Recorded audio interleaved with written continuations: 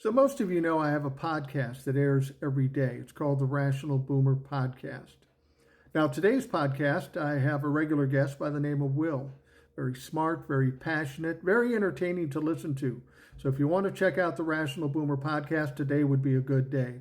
You can find it on YouTube and Spotify.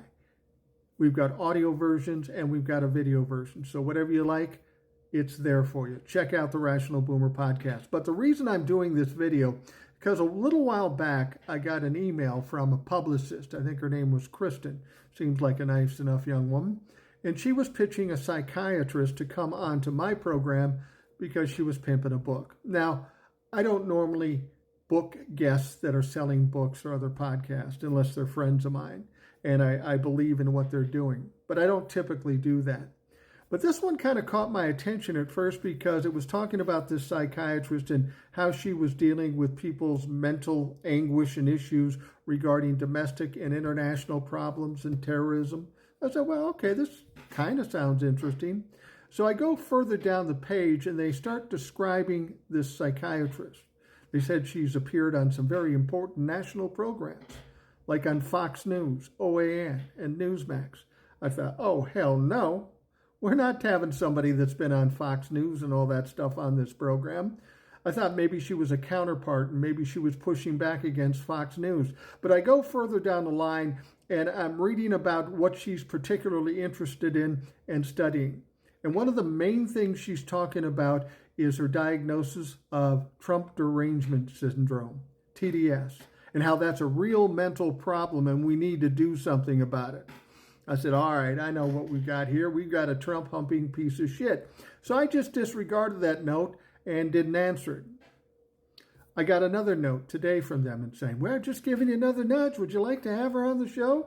So I wrote a letter back and said, have you ever listened to the fucking show? Have you ever listened to the show? Because if you had, I don't think you'd want your psychiatrist client exposed to something like this.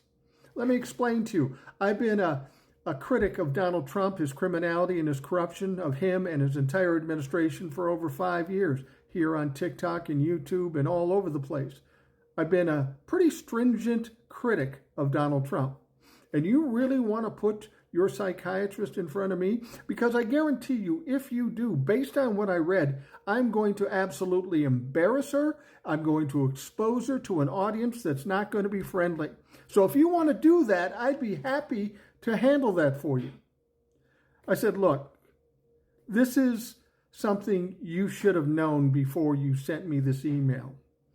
Dare I say, do your fucking research. Understand who you're reaching out to. Because I could tell you what, if I was a Republican, I just would have said nothing and said, come on, and then destroy her unbeknownst to her. But I'm giving you a warning now. So if you want her on, I'll put her on, but it isn't going to go well. This is what I mean. These people are so convinced that everything they're saying is universally popular. They don't even understand that 70% of this country think they're crazy motherfuckers. Whether you're a psychiatrist or a newsman or a politician, if this is what you believe in, you're an enemy of this country. And you're not going to be my friend, and you're not going to do well on my podcast.